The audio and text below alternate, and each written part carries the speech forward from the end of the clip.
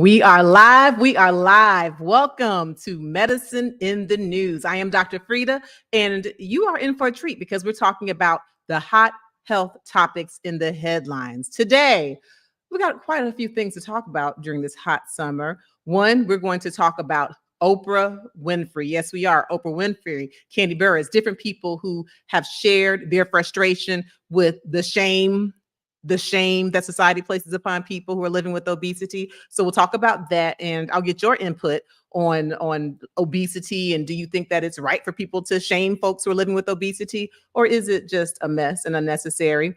Then we'll talk about this heat. Don't act like y'all don't know that we're having a heat wave. Well, guess what? The heat can be more than just uncomfortable. It can actually be life-threatening. So we'll talk about some tips on how to stay safe in the heat and what to do if someone is having a heat-related illness. And then, speaking of summer happenings, beyond just the heat, there's a lot of travel that happens in the summer, right? Well, guess what? The other thing that can happen, sadly, is that folks can get kidnapped. There can be trafficking, okay? So we'll talk about one person's creative way to keep from getting kidnapped, or at least to be found if she does get kidnapped, and that is AirTags. Putting AirTags in the hair. Yeah, you thought they were just for luggage. People are putting AirTags in the hair when they travel so that they won't get lost from family members. We'll talk about it. And lastly, we will talk about someone who had a kidney transplant, yay, but he was awake during the entire surgery.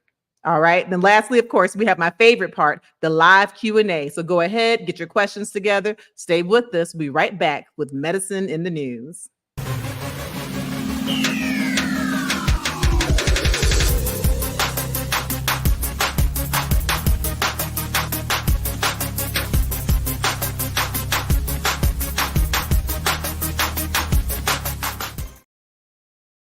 All right, we are live. This is Medicine in the News. As you come on into this room, please be sure to click that like button and to share. It lets YouTube know that we are here and we are giving evidence-based and interesting medical information. So let's hop to it.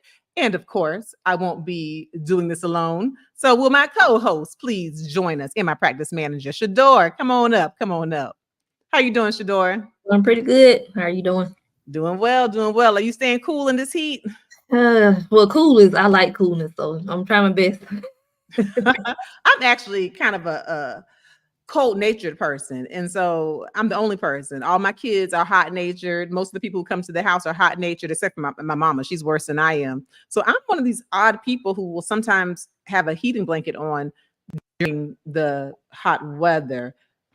Cold intolerance. Maybe we'll get into that. But first, let's go ahead and just get into some of these health hot topics. But I do believe we have some comments we want to hit on before we get going, Shador. Absolutely, Dr. Frita. So this comment comes from Blake. Hi, Blake. And this pertains to your video about 7 early warning signs and symptoms of kidney problems. This is one of the best chronic kidney disease videos I've ever seen. Thank you so much. I got diagnosed with CKD, nephrotic syndrome, when I was 17, and I still take medications every day to maintain the kidney function I still have. God has been good to me. Having resources like your channel is such a blessing. Oh, Blake, I appreciate that so much. And I appreciate you for sharing your diagnosis of nephrotic syndrome. Well, we certainly do our best to give evidence-based information and to explain things, not only to patients like yourself, but hopefully these videos can help your family members and loved ones have a better understanding of what you're going through. So I appreciate that.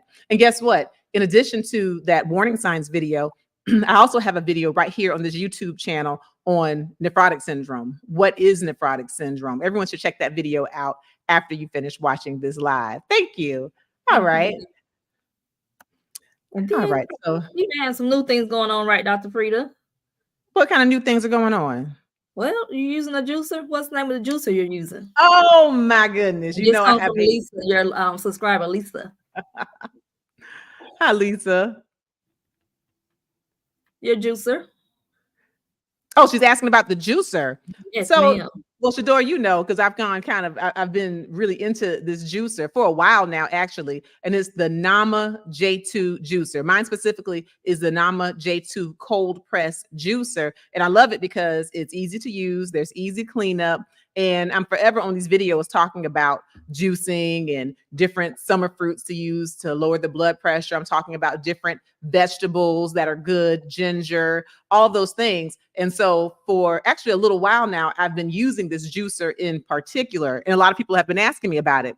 So now I actually have a partnership where for anyone who watches me, if you want this same juicer, which I recommend it, I don't recommend anything I don't use. If you want this same juicer, this NAMA, N-A-M-A J2 juicer, you can use my discount code, okay, and get yourself a discount, and you can get the juicer. So I have a partnership with them. I have an affiliate link for anyone who's interested. But yeah, I've been actually using this juicer, and I'm getting some really good results. And next, I'm actually going to make a nut milk, like an almond milk. You can do some of anything. Yeah. Okay. Well, that's cool. So I hope that answers that. And we'll put a link in this description to that NAMA J2. Thank you, Dr. Frita. Yay. All right. Let's get into some of these hot health topics. And when I mean hot, is literal hot, because, people are uncomfortable and they're sweating and I don't like the cold, for reasons like that. But the heat, they don't like the heat for reasons like that, but the heat can actually be life-threatening, as in it can be fatal. Okay. And so we're going to talk about some ways to stay cool, okay, for your life, for your health, and also some tips on some very serious heat-related illnesses. And then later on today, we're talking about Oprah again, and we're talking about the shame, okay, the shame of obesity. And so what I want to do is this. I want to pose a question, and we'll have this discussion a little bit later on. Do you think that people who use weight loss medications, we know Oprah shares that in addition to everything else she's doing, she now uses weight loss medication. Do you think that people who use weight loss medications are lazy? Okay, I want to hear some discussion on that and why you feel the way you feel. But first, let's get into these tips, because I had a chance to share my thoughts on tips to stay safe in the heat on 11 Alive NBC News this past week. All right, let's get into it.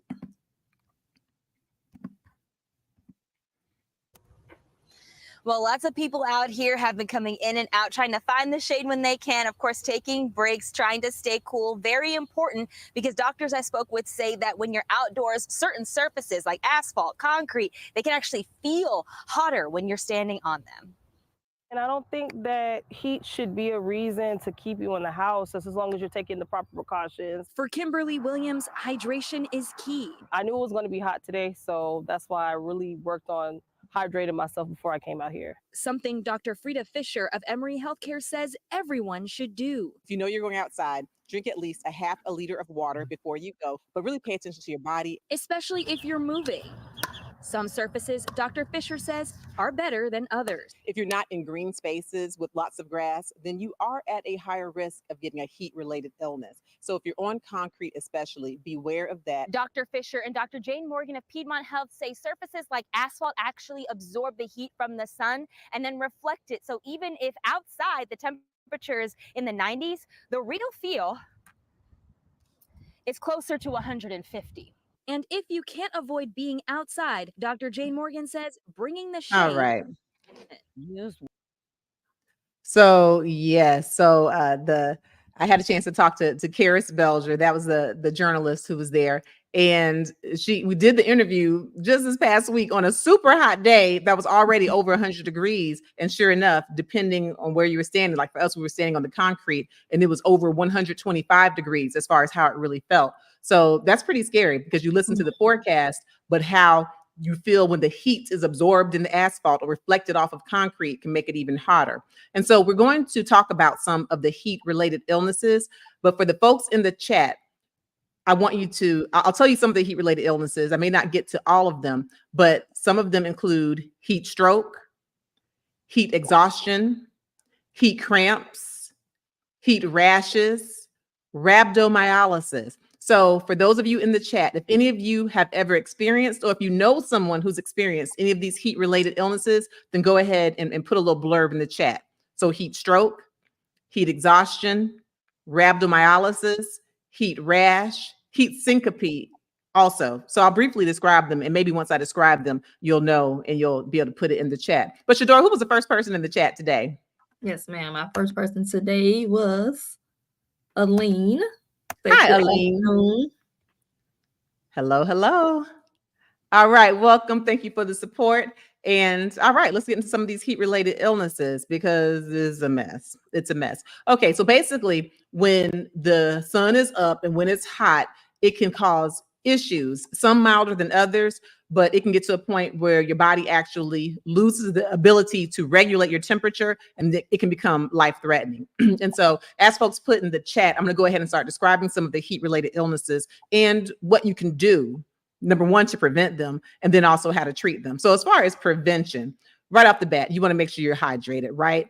Because when you are in the heat, even if you don't see or feel the sweat rolling down your face, sometimes you can lose water. We call it insensible water loss. In other words, when you're breathing really quickly, okay, that can cause you to lose water that you don't even see through your mouth. It can be evaporating off of your skin. So being in the hot can dehydrate you. Being in the heat can dehydrate you. So you definitely want to stay hydrated. Consult with your doctor to find out the right amount of water for you, especially if you're someone who's been put on a fluid restriction, like if you have heart disease or if you have lung disease, find out what's right for you. For most adults, about 3/4 of a gallon of water is a typical amount of water. It varies. And if you know you're going out in the heat, then you want to make sure that you drink at least a half a liter of water, or like a 16-ounce bottle of water before you go, because by the time you feel thirsty, it's too late. You're probably already behind. So some other things you can do in order to prevent heat-related illnesses, you want to wear light, loose clothing. Okay, this is not the time to wear your jeans where Genuine is singing, "Is there any room for me in those jeans?" No, that's going to hold heat in, make you even hotter, and put you at risk for heat-related illnesses. So you want to wear shorts or really a light, loose-fitting clothing in order to keep yourself from getting super hot. Also, you want to put on some sunscreen, okay? And everyone can benefit from sunscreen. I know there was a time where people thought that if you had a lot of melanin, if you're a dark-skinned person, a Black person, then perhaps you don't need sunscreen. Well, guess what? Black people, dark-skinned people, people of color can get sun damage too, and they can get sunburns, which is another one of the heat-related illnesses. Ask me how I know. Okay, I've got plenty of melanin, but I actually got sunburned when I was in the 6th grade. I was in a soccer camp. I was out in the bright sun in Florida every single day. No hat, no shades, no nothing, no sunscreen, because I thought I didn't need it. And sure enough, my face got red. Okay, I looked like a chocolate covered cherry. It got like red, and then it started to flake up right on the bridge of my nose and on my cheekbones. And honest to goodness, I did not know what that was. And then it started getting scaly. I looked like an alligator. It flaked off. Okay, it was a sunburn. My point is, everyone can use a little SPF. Okay, I'm talking to everybody, even my melanated people. The other thing that you can do, so you got the hydration, you've got the sunscreen, you can wear a hat. Okay, if you have to be out in the sun, put on a wide brimmed hat, put on shades, try to protect your skin as much as you can, and drink water. Okay, stay hydrated while you're out. Try to avoid a lot of alcohol, try to avoid caffeine, because a lot of these energy drinks, for example, will have caffeine, but caffeine actually acts like a water pill, like a diuretic. And so the more of these caffeinated energy drinks you drink, it can make you urinate more, which defeats the purpose, and it can dehydrate you. So now if you are losing a lot of water and you're getting like cramps and things like that, then having some electrolytes, some of the electrolyte drinks is okay, but mostly water.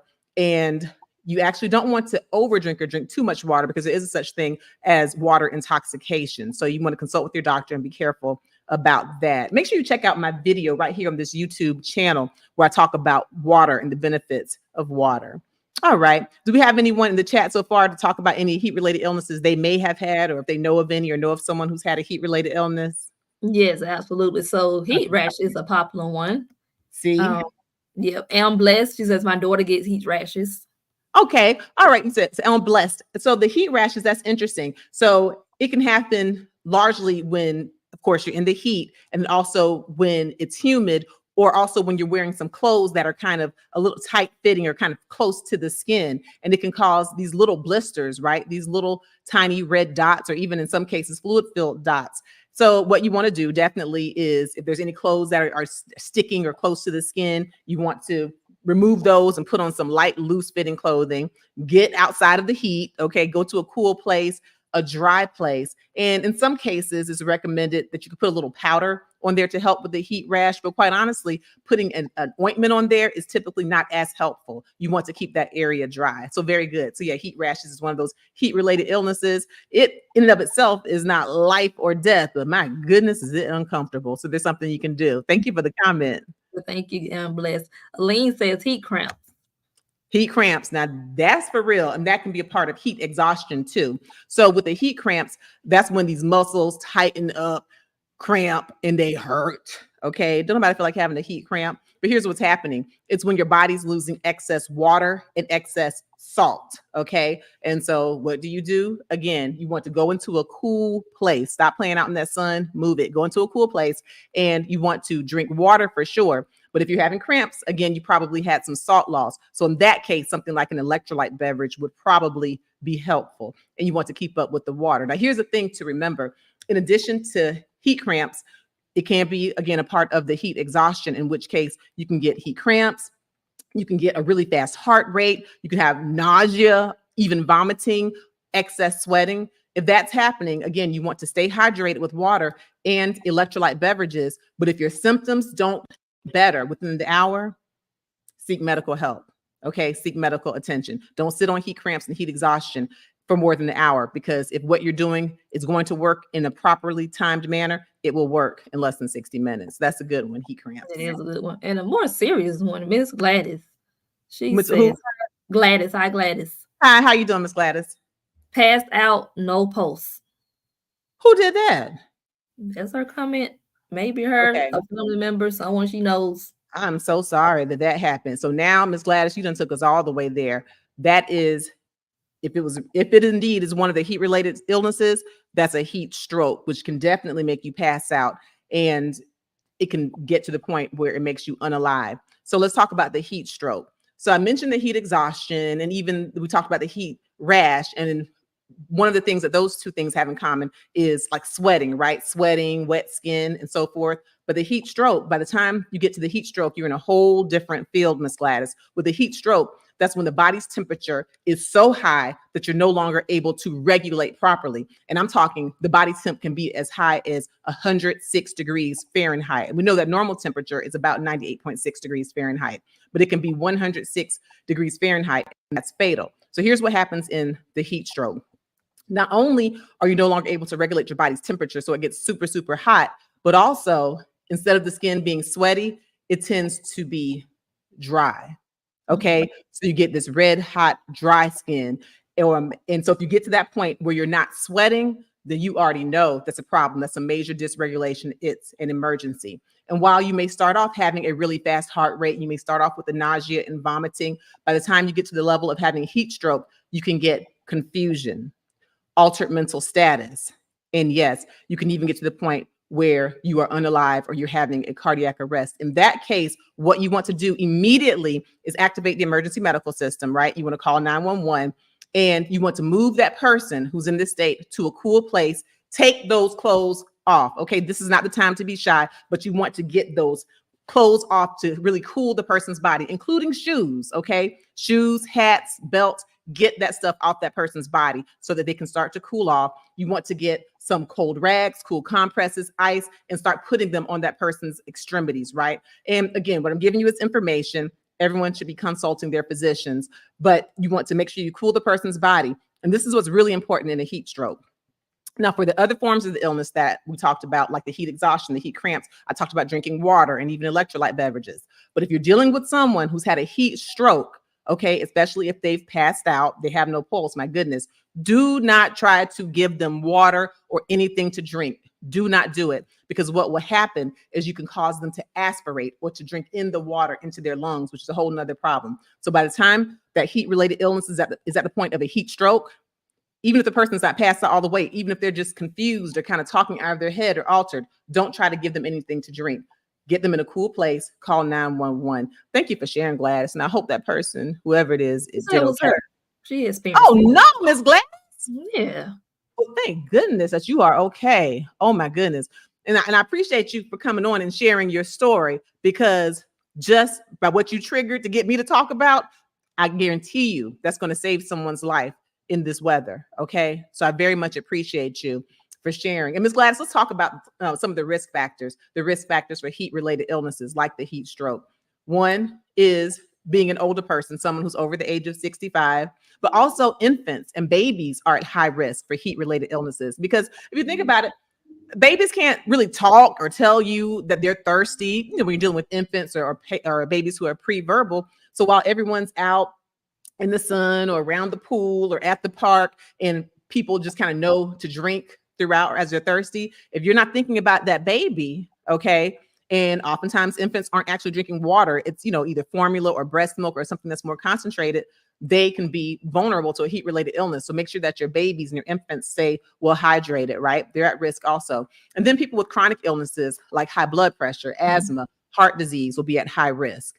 People who work outside, okay? Our grass doesn't get cut by itself. Our buildings don't get windows outside by themselves. You have a lot of people who work outside and they work outside during this heat. They are at high risk for heat-related illnesses. And then people who are on surfaces that are not green. So if you're on the grass, if in places with lots of greenery, that's not going to get as hot. But if you're on asphalt, on concrete, just like we talked about, and in that 11 Alive NBC interview that I did, the conversation I had with Karis Belger, you saw with that device, even though outdoors may have just been 90 degrees or so, it can be as hot as 150 degrees. So people who are working on concrete are at high risk. Thank you for sharing, Ms. Gladys. Yeah. Absolutely. Yeah. And so do we have any others? Because then we'll move on. But there's a couple that I want to hit on. Rhabdomyolysis and Shador, we've seen that in the office. We have some of our faves who've had that. Sometimes for people who are working out and even young kids who are doing sports. Okay, so you got to watch your kids who are doing sports outside, like football with a lot of equipment or the flag football camps or some of these camps that are outdoors. All that heat plus exertion can put patients at risk for rhabdomyolysis. And rhabdomyolysis occurs when there is actually a breakdown in the muscle, okay? A breakdown in the muscle. And what happens is the pigment, myoglobin that's inside of the muscle can be released. It can lead to kidney failure. And some of the symptoms, you can have muscle swelling and you can get very dark or tea-colored urine. And it can lead to extreme exhaustion. You can pass out. Again, you can have kidney failure.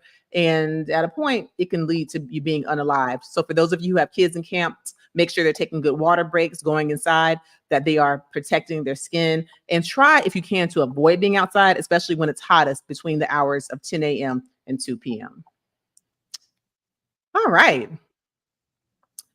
So let's move on to the next topic, shall we? And if we have more questions, then we can kind of hit on them in the Q&A section.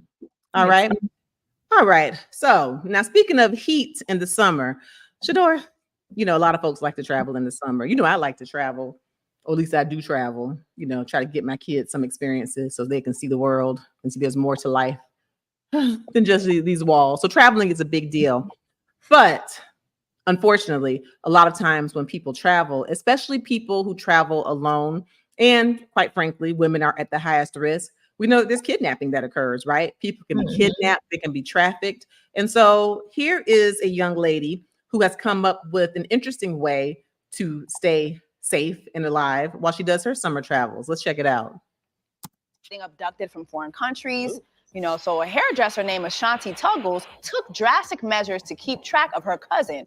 She shared this picture and said, "Why my cousin take a solo trip to Mexico and had me sew in an AirTag in her braids? Anything to keep you safe, baby girl."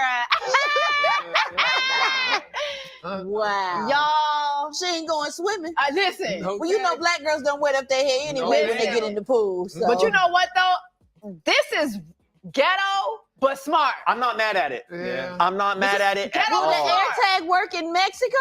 Yeah. Everywhere. Yeah. It works everywhere. Wow, anywhere there's cell phone reception. Yep. I don't know if it's waterproof. What if she want to lay on her back? All right. That is creative. And Jessica Wu is a trip. And that's Debrat. Shador, remember when we met? Y'all, I'm sorry. I love Debrat.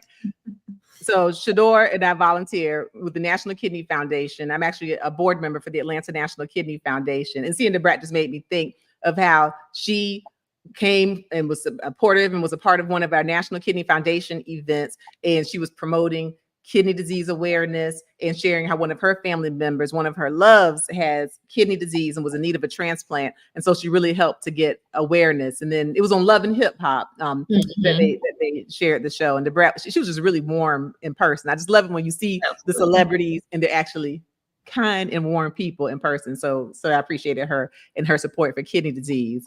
But right now, I'm not sure. Does she so much she's supporting the AirTag? I want folks in the chat, put a 1 if you think the AirTag sewn into the weave is a good idea, or at least if they're onto something, okay? If the concept of an AirTag on your person is a good idea, or 2, if you think that they're just being super ridiculous and it makes no sense. So 1, if you think putting an AirTag on your person, even sewing it in your hair is a good idea. 2, if you're like, y'all tripping, that's a bad idea.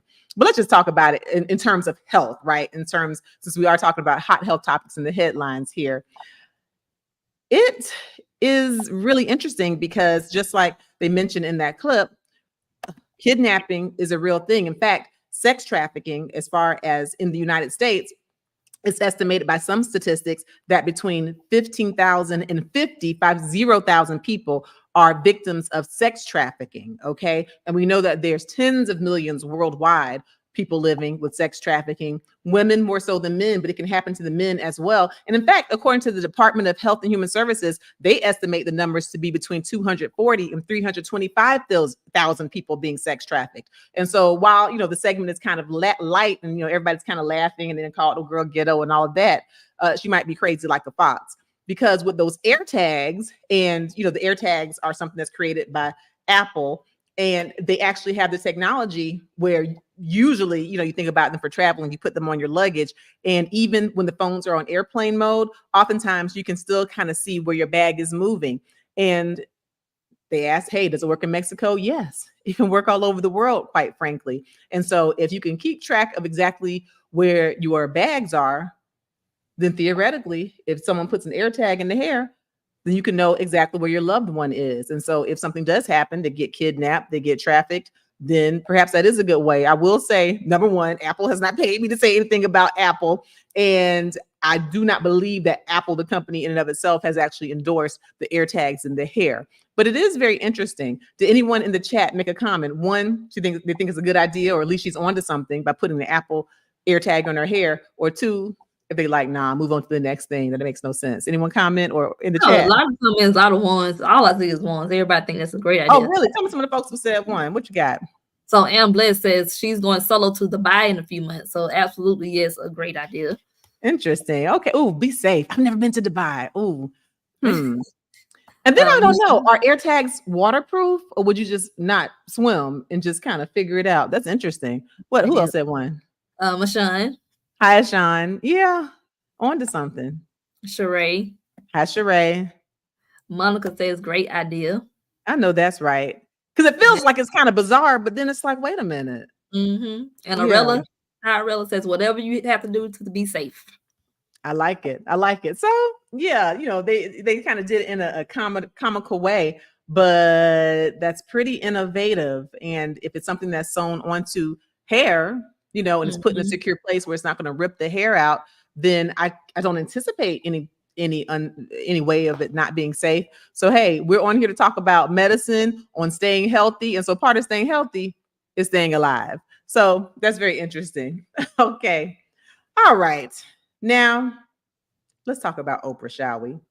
Now, y'all, number 1, I already tell y'all, I am an Oprah fan ever since I was a little girl watching Oprah. I've always been so impressed with her and how she tackled issues and held views, even when they weren't necessarily popular. She's been very accepting of human rights, women's rights, Black people's rights. She's been outspoken way before it was in style. And so I have really admired Oprah Winfrey for a long time. But, one of the things that she has shared and been very open about has been her struggle with her weight, right? In the beginning, you remember when she had the Oprah show, she was somebody who was living with obesity. And of course, we didn't have all of our politically correct terms then. And that was just a big part of the shtick with her. People picked on it, no matter how intelligent she was, no matter how groundbreaking, no matter how charming, no matter how wonderful of a person, her weight always seemed to be kind of like that punchline. And so now fast forward, and we've talked about it here, Oprah has, she was the spokesperson and big investor in Weight Watchers, where it's about self-control, it's about restriction, it's about, keeping up with your points, all of that, willpower. And then she shared more recently with all of her weight loss and looking really, really wonderful at the age of 70. She shared that she's using a weight loss medication. She hasn't shared which weight loss medication, but that she's using a weight loss medication. And so now she's really coming out. She's talking about the shame. But here's what I want to do. I want to ask this question. And so we'll play the clip and then we'll get into it. I want to know how many of you think that people who use weight loss drugs are lazy. So Oprah, for example, do you think, what? She's rich. She's got access to everything. She should have just kept running, walking, and dieting. Now she's just like all the other celebrities. Her using the weight loss drugs is lazy. It's lazy. If that's your true feeling, and even if you want to put a little nuance to it, a little caveat, you can say that you think that certain people are lazy if they use it. You don't necessarily have to do the all or none thing. But I really do want to know. Y'all med heads seem to be pretty opinionated from week to week. So just go ahead and tell me if you think that some of these folks, including Oprah, who are using the weight loss medications, are lazy. Let me know. And then if you think that there actually is a time and a place and even a necessity for some people for their health to use the weight loss drugs, let me know that in the chat also. All right, let's see what Oprah has to say. All right. Biggest shame was there used to be a man called Mr. Blackwell. Every year would do his list of the people who were in and the people who were out, the people who were well-dressed and the people who were not. And I think it's 1987, Mr. Blackwell did his list. And I was at the bottom of the list and I was on the cover of one of the magazines. I think it was TV Guide. And I was listed and the headline was dumpy, frumpy, and downright lumpy. And I was wearing this, what I had thought was a beautiful black dress. Makes me want to cry. Beautiful black dress. Obviously had to have the dress made. And I was, so proud of myself because I'd won the Bob Hope Award. And they took the picture from that and it was bumpy, dumpy, and downright lumpy. And it was on the cover of all the magazines. Okay. I ingested that. I swallowed it like it was a pill designed just for my body. And I took in all the shame.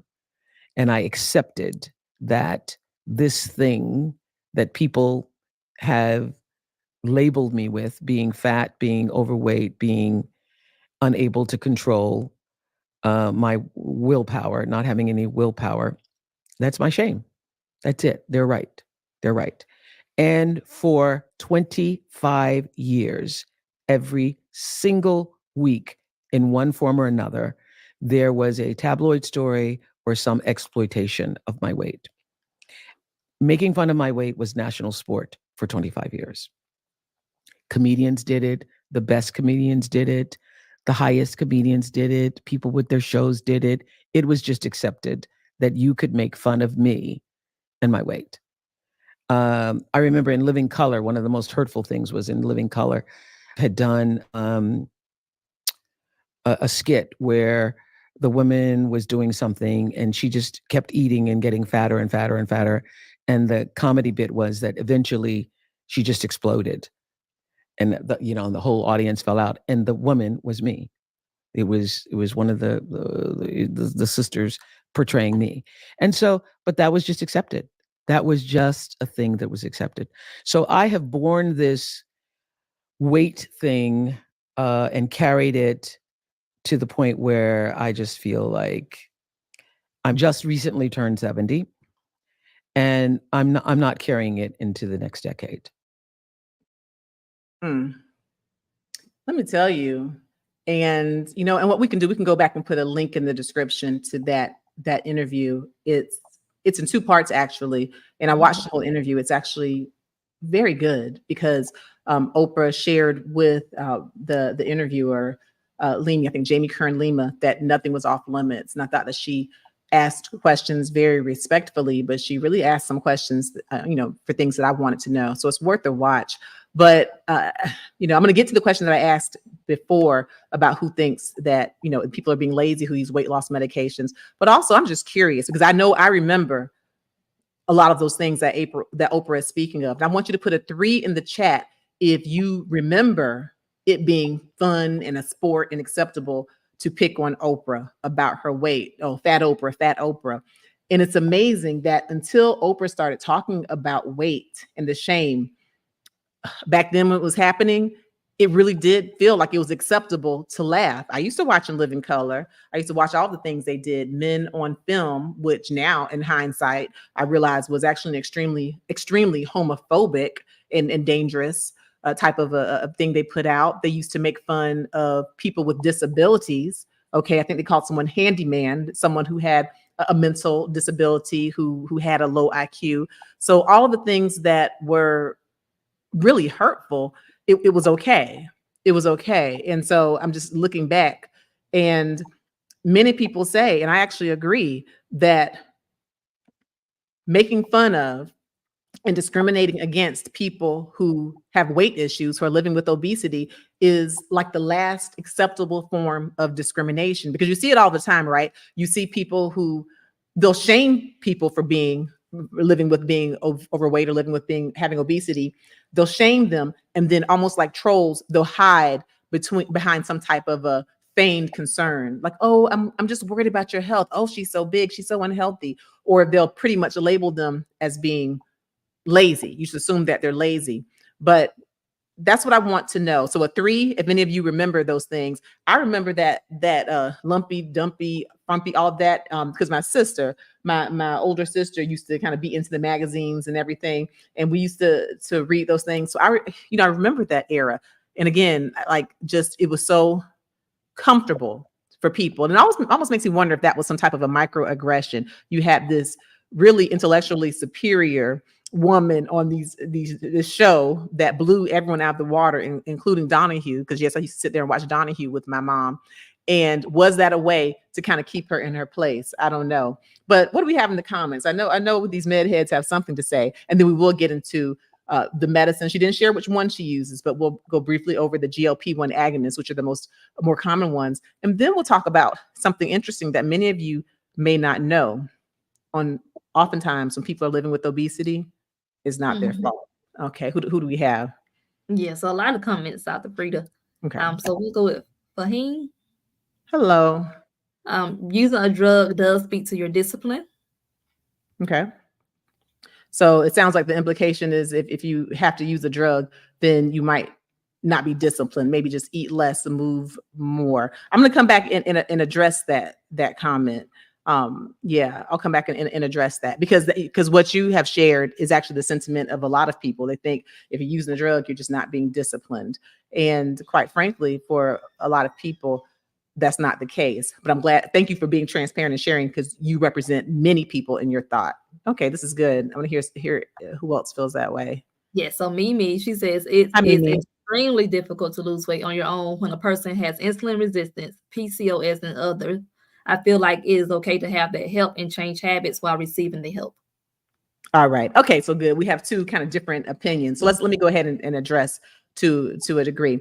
Okay, so now, does it require discipline to pull back and not eat as much? Yes. Does it require discipline to get up and exercise even when you don't want to? Yes. Does it require discipline to drink water when really you want some sweet, juicy, carbonated beverage that has nothing to do with anything that's healthy? Okay. All of those things can be true. But here is, and I'm glad Mimi brought this up, there are, in some cases, certain genetic predispositions to being someone who's living with obesity. So I'll first hit on the insulin resistance part of it and the PCOS. For patients who have PCOS, which is polycystic ovarian syndrome, then yes, they have an insulin resistance, and many of them do tend to hold on to weight, okay, in addition to some other symptoms, which we can talk about at another date, like getting some hirsutism, which is hair that grows in places where it's not supposed to grow, getting increased abdominal obesity. And that very specifically is a medical condition. So in that case, oftentimes certain medications like the GLP-1 agonists, so the Ozempic, the Wegovy, the Zepbound, the Mounjaro can be helpful. But even in addition to that, we now have science, and I'm talking about over a decade of science, that shows that for many people who are living with being overweight or living with obesity, there's a genetic component, okay? And there's a long list of genes, which I won't get into right here, but I have shared that I am now board certified in obesity medicine by the American Board of Obesity Medicine. And I found it fascinating as I was doing my studies in order to obtain this board certification, how there's so much science behind the fact that oftentimes living with obesity can be genetic. Case in point, I'll just give this one example. There were mice studies, right, where there are certain mice that had a defect in a particular gene. Okay, they studied those mice. And then there were other mice that had normal genes. Okay, they didn't have a defect in the gene. Well, the mice that had a defect in this particular gene weighed much, much, much, much more than the mice who did not have the defect. Okay, these mice with the defect in the gene were in effect living with obesity. This gene was called leptin, and that's just one of the many genes. So fast forward, we've now translated that study into human beings, and we find that for many human beings who are living with obesity, who've been shamed, who've been called lazy, who've been called undisciplined, many of them actually have a defect in that leptin gene. And so instead of having that normal shutoff point where you're full, you're satiated, you're satisfied, and you stop eating, there is no shutoff. You keep eating, you keep eating, you keep eating. And it's genetic. Okay. Is that the reason that everyone who has obesity is living with obesity? No, but it just lets you know, again, that's just the tip of the iceberg. There are many other genes. And so when you think about it, even for those of you who are in the chat who are thinking, just eat less and move more, eat less, move more. Think about back when you were in kindergarten or third grade, how most of the kids are running around. They're pretty slim, skinny kids, but there are other kids who are much larger, and many are living with obesity. And if you go back, then maybe some of them are eating more at lunch, maybe. And is it possible that they have some type of a defect in the leptin? Possibly. Or, if you go and you look at their families, is it possible that the whole family is dealing with a genetic component? The point is, we don't necessarily know, but we do know that there are studies with genetics. And even Shador, there have been some twin studies. And Shador, you are an identical twin, so this should be interesting to you. There have been some twin studies, identical twins specifically, okay, the twins that have the same genetics to split the eggs, where you look, identical twins tend to be pretty close to the same weight, okay? Even when you kind of put them in different environments, they tend to be pretty close, pretty similar in weight. Whereas twins who come from two different eggs, okay, fraternal twins, have a huge variability, okay? And they did different studies where, I won't go into too much detail, but they're having studies where there's been a controlled environment where they make sure that the twins eat the same thing, either low calorie, high calorie. And what they found was that each set of twins would gain and lose weight at about the same rate, even though if you had twin set A over here and twin set B might get to a point where they're living with obesity, whereas twin set A on that same diet might not gain as much. It's just something else that lets you know some of it is genetic. And even if someone, say they don't have the great discipline, it's just not right to sit up here and humiliate and shame people. And it's so sad that she had to endure that for 25 years. In my eyes, I just have always admired Oprah so much that I was just like, hey, she's great. She's rich. She's doing it. She's, a Black woman who's just representing well. Who knew that she has been living with this shame all of her life? And now at the age of 70, she's like, bump it. I'm not doing it anymore. Any other comments about the living with obesity, or any questions for me before we move on to the last part and then to our Q&A section? Yeah, so we, like I said, quite a few comments. So I just kind of go as they come in. Gigglebox, hello. Hello, Gigglebox. Nothing wrong with asking for help at any level. Away with all the shaming. We all have struggles. Might not be weight, but something else. That's good. Rosalind. Hi, Rosalind. Only if they have a health challenge for a boost, we have to exercise. # choice and wisdom.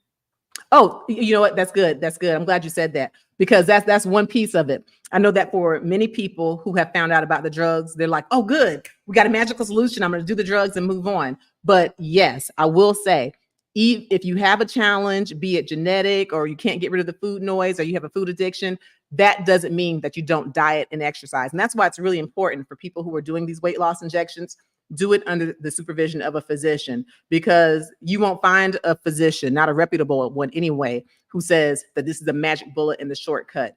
Even for people who are taking the shot, they still have to exercise. They still have to make sure they get enough protein. They still have to drink water, because I actually have seen patients who think they can just get the shot off of the internet and boom, that's it, who sit right there and don't lose a piece of weight. Or they take the shot and they're not doing it under a physician's supervision. And not only can these GLP-1 agonists, the Mounjaro, the Ozempic, those medicines, not only do they sometimes quiet the food noise and keep you from eating the carbohydrates and the fats and the sugars, they can also sometimes quiet your thirst and keep you from drinking enough. And so you can get dehydrated and have other problems. So there's no magic bullet. If your doctor recommends it, and if it's something that works for you, then just don't feel any shame, because you still have to work, okay, and maintain even if you take them. So yes, you got to be accountable, but don't be ashamed if your physician feels like this is something. Because here's the thing, I know that a lot of people will talk about, oh, these drugs are new. We don't really know what's going on. We don't know what the drugs can do. Okay. But in our studies thus far, there are certain side effects for sure.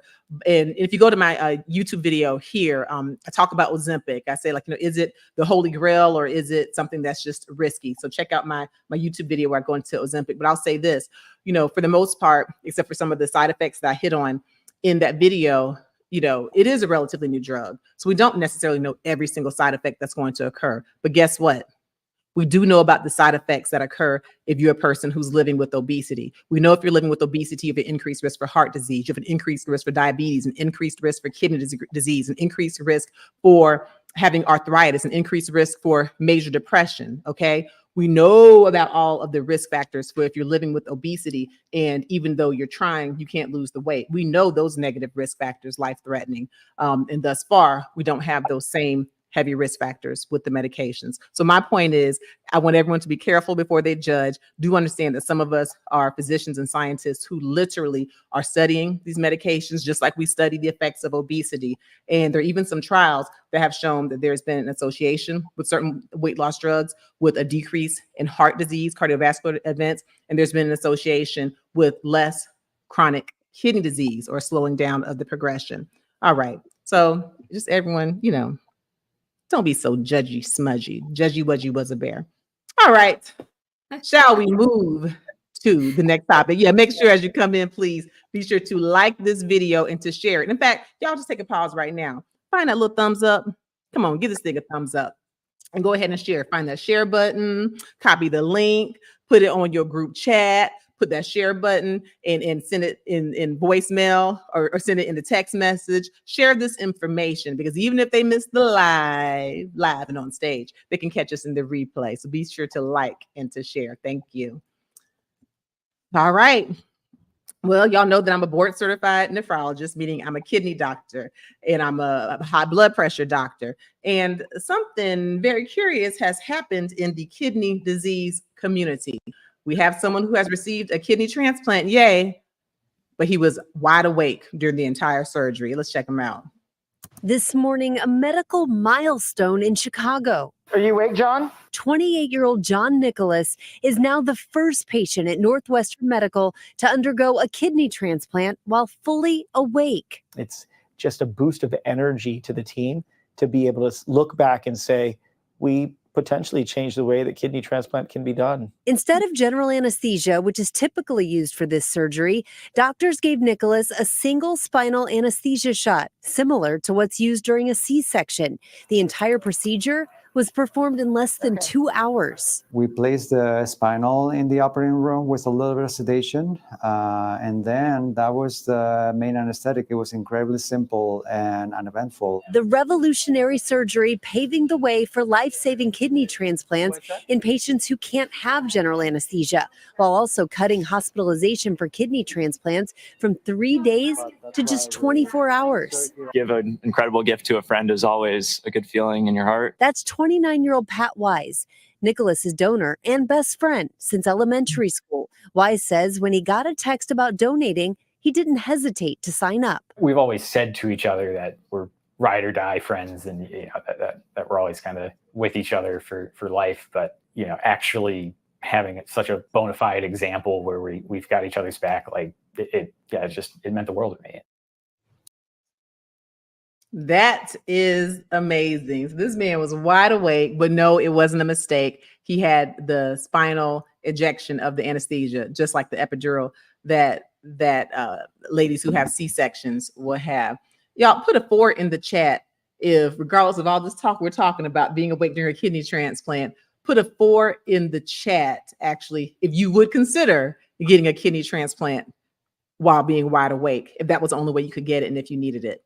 Put a 4 if yes, you would consider getting a kidney transplant while wide awake, if that was the only way that you need it. So briefly, I'll just go over this and then we'll get into our live Q&A, okay? And in the live Q&A, please feel free to ask me questions about, you know, any of the, like the GLP-1 agonists specifically, like the Ozempic, the Mounjaro, the tirzepatide, the Zepbound, Wegovy, all of that. You can ask questions about that. You can kind of come back and comment on the safety and the AirTags. And certainly if you have questions about heat exhaustion and always kidney high blood pressure questions, we're wide open for that.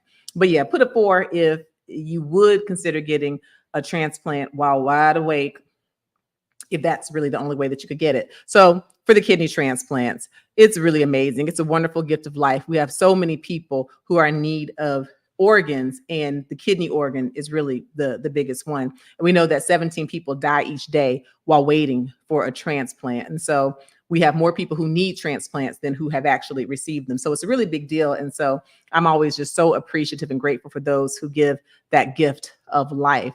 And so in this case, as they shared, the person who received the kidney transplant was not eligible, not a candidate to go under general anesthesia. And, you know, there are some risks for general anesthesia. So if you're someone who has some bad respiratory problems, you know, very bad apnea, blockages, you know, there's just different reasons why you may not be eligible to have general anesthesia, even if you've had a negative reaction to some of the anesthetics. So in this case, it sounds like he would not have been able to get the kidney transplant unless they did that epidural or that spinal, which would have put him where he could not feel, or at least not feel pain, you know, in the abdomen and below, which is where the transplant was occurring. So we're not talking about something that was barbaric and inhumane. We're talking about something that in his case ended up being life-saving. So for anyone who is even thinking about being a kidney donor or an organ donor, full disclosure, I'm an organ donor. You know, if something were to happen and you were to donate your organs, not only could you save someone with 2 kidneys, you can give the kidneys, you can give liver, cornea, all kinds of things. You can save many, many lives by just being an organ donor. So just something to think about. And for people who are living with kidney disease, then make sure to check out the website, National Kidney Foundation, Big Ask, ASK, Big Give, where you talk about creative ways to ask for that gift of life. Because this is your life, okay, if you're someone with kidney failure. And so you have some, I know some, we deal with patients all the time, Shador, where they're like, I don't want to ask my kids. I don't think I should ask, you know, my loved ones. They just don't feel that they should request someone's kidney. But here's the thing. If you have a loved one who wants to give you that gift of life, please don't block their blessing. You know, go, you'll be referred to the transplant center. They won't let the person donate unless it's safe for the person to donate. But also remember, if you're considered being a kidney donor, if you donate your kidney, you're not going to lose half your kidney function, okay, be reduced to 50% of kidney function. No, the 1 kidney you have left will bulk up and do the work of 2. So you only need 1 kidney to live and to live well. All right. Again, y'all make sure you like this video, share this video as you come in. And for everybody who's in the replay, y'all come on and like the video and share it too. All right. Any comments? Do we have anyone who put a 4 where they were like, yeah, maybe I would do it if that was the only way I was going to transplant? No 4s? Yeah, absolutely. Yeah, we do have 4s. Yeah, See, I love these med heads. Y'all are all about the science. I'm with you. Me too. Who said 4? So Sheree says 4 on if only way. If it's right, if that was the only way. Yeah, I'm with you. Benny gives a 4. Hi, Benny. And Nelly says 4. Hi, Nelly. Yeah, that was the whole thing. If that's the only way between you having a transplant where you don't need dialysis anymore, you can travel, you can live longer, you can have a better quality of life versus not. Yeah, I'd be open to that also. All right. All right. So now, as we get ready to close up this room, we won't be able to get to all the questions, but let's hit some of the questions in the Q&A. And I know we had also a couple of questions that we've had in the comments on some of these YouTube videos. And for everyone who watches the YouTube videos, so of course we love doing this live and being able to interact with you in real time, but I also have a lot of content on this channel. We have over 730,000 subscribers. I'm so appreciative to each and every one of the subscribers. You're the ones who really make us being able to do this possible. But in those videos, you'll find so much information, including information about kidney disease, diabetes, weight loss drugs, lupus, you name it. It's evidence-based information. So make sure you subscribe and that you hit the notification bell so you'll know when we're releasing new content. All right. What are some of the questions we've had on these videos I'm speaking of? Yes, ma'am. So this is from Rhonda. Hi, Rhonda. Regarding your 9 best foods for your kidneys to boost kidney health. Okay. They say that chia seeds are bad for kidney patients because it's high in oxalate. Is it true? Oh, okay. So that video is definitely worth checking out. And I have it in there because the chia seeds are actually loaded with antioxidants. They help to fight away free radicals. They're good for vascular flow to the kidneys. So overall, chia seeds are good for kidneys. Here's the oxalate piece. Yes, chia seeds are high in oxalate. And if you are a patient specifically who has kidney stones, especially if you have calcium oxalate stones, which are one of the common kinds of stones, then having foods that are high in oxalate can put you at a higher risk for kidney stones. Again, that's if you're someone who's predisposed to getting kidney stones. But one of the things that's also going to help you to prevent you from getting further kidney stones is staying very hydrated, okay, and then having a low salt diet. And yes, if you're someone who has high oxalate and that's been tested in your urine, then a kidney stone patient, a certain kidney stone patient, the chia seeds may not be great for you. But in general, as far as kidney function and kidney health, chia seeds are going to be great for most people. Consult with your doctor and make sure y'all watch my video on the painful truth about kidney stones to see what I'm talking about with oxalate for kidney stone patients in particular. That's a real good question. That was a good one. Yeah, that was a good question. All right, let's go over to the chat, shall we? All right, what we got? This comes live from on stage. What are the questions? We are live. This comes from Nigel. Hi, Nigel. What about how do you get diabetes if you don't do it yourself from eating?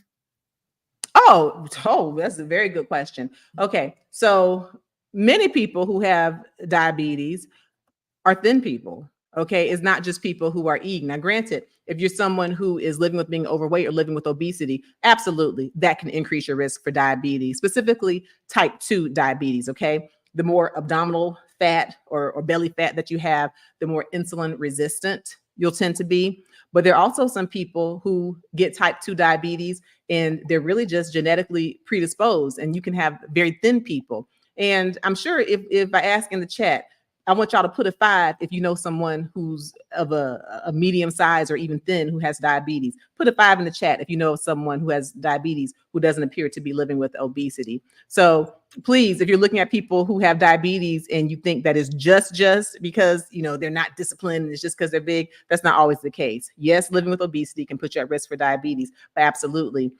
Just a genetic predisposition can give you diabetes. And certainly with type 1 diabetes, which used to be referred to as juvenile diabetes, the body type for those patients is mostly thin patients. Be sure you check out my YouTube videos right here on this channel on Diabetes Explained, where it'll be even more clear.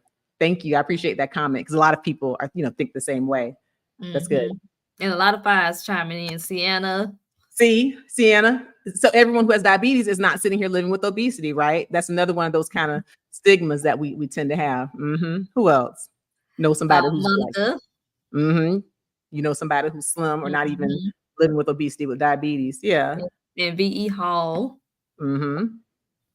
Yeah.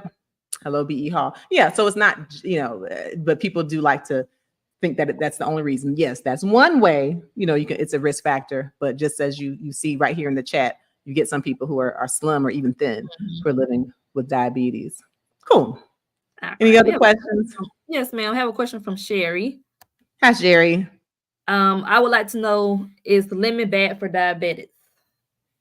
Is lemon bad for diabetics? Yes. Okay. So again, you definitely make sure you consult with your physician and endocrinologist if you have one. But in general, lemons actually tend to be healthy. Now, with lemons, they have high vitamin C, and we know that vitamin C can help to enhance your white blood cell production, which can help you to fight infections and can help to shorten the duration, specifically of respiratory infections. Lemons also are high in citrate, which can be good for digestion, and it can also help to prevent kidney stones that we talked about. And then lemons have, other vitamins and antioxidants and can help with vascular flow.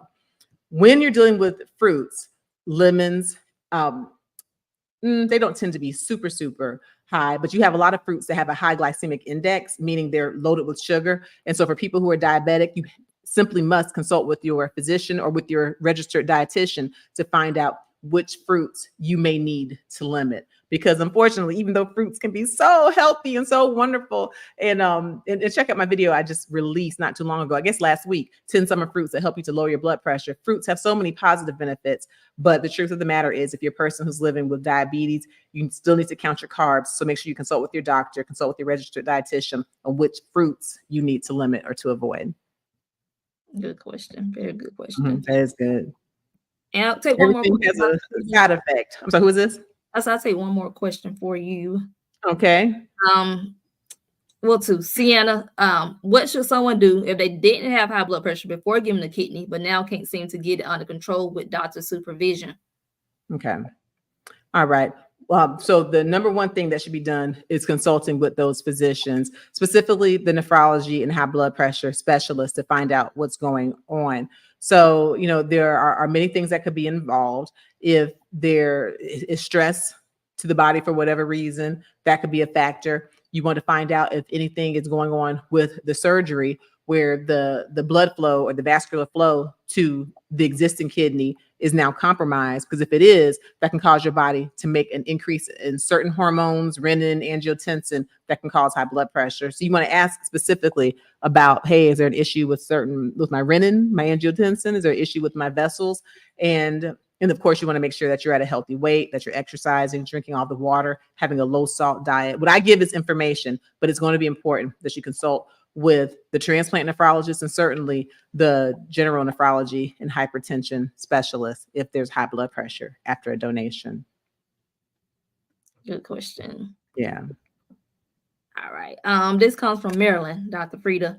Hi, Marilyn. Is it true that you can't be overweight to be a kidney donor? I weigh 320 pounds, and my husband needs a kidney. I was told I can't give due to my weight. It is true. And first of all, thank you for having the heart to even want to donate to your husband. I think that's a beautiful gift.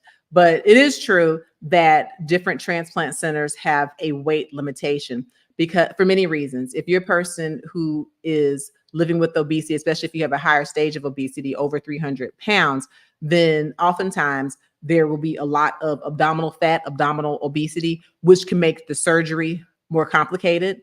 As far as taking your kidney can make it more complicated. It can make the healing time more complicated. The other thing, when you're a person living with obesity, one thing about these transplant centers, yes, we're interested in making sure our kidney patients get kidneys. Yeah, give us. We want kidneys for our kidney patients, but we also protect the donors. We protect the people who are generous and selfless enough, like yourself, to want to donate. And the truth of the matter is that, you know, being a person who's living with obesity, that does, at least statistically speaking, put you at a higher risk for some of the diseases that could cause kidney failure in you. For example, even if you yourself, even if you don't have kidney failure, living with obesity can put you at risk for diabetes. Diabetes is the #1 cause of kidney failure. The transplant centers know that. Living with obesity, even if you don't have out of control hypertension now, living with obesity can put you at risk for high blood pressure, which is the #2 cause of kidney failure. And of course, living with obesity, especially, you know, at the weight that you shared, and thank you for your transparency, living with obesity is a risk factor for kidney disease. And so knowing that, as much as we appreciate your generosity and your willingness to give, the transplant centers also must protect you. And so I suggest that you consult with your doctor on ways that you are at your healthiest weight and, you know, and go ahead and work toward that for yourself. And then also, in case you're able to be a donor to your husband in the future. Now, that was a good question. I appreciate you for sharing. I really do.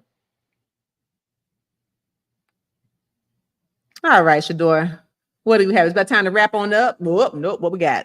Yeah, great. Time to wrap up. So it's going to be in your wrap up, I believe. From Larry, great show. What time does your show start? Oh, wait a second. I'm sorry. What time does your show start? Oh, 6 p.m. Eastern Standard Time. Medical Mondays, every Monday, 6 p.m. Eastern Standard Time. And Larry, make sure that you follow me on my other social media platforms like Instagram, TikTok at dr.frita. And oftentimes we'll give a little reminder.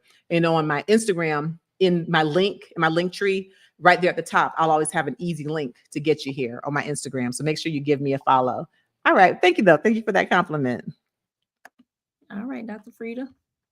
All right.